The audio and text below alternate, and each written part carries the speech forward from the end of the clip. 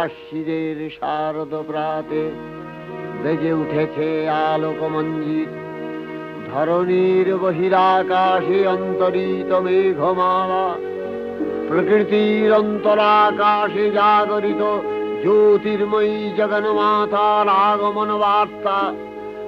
আনন্দময়ী মহামায়ার পদধ্বনি অসীম ছন্দে বেজে উঠে রূপলোক ও রসলোকে আনে নবভাব মাধুরীর সঞ্জীবন।